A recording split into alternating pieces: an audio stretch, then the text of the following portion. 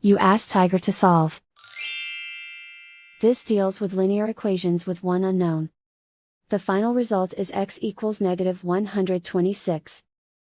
Let's solve it step by step. Group all constants on the right side of the equation. Subtract 3 from both sides.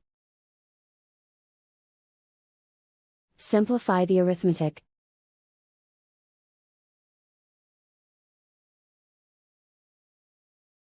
Isolate the x. Multiply both sides by 6. Group like terms.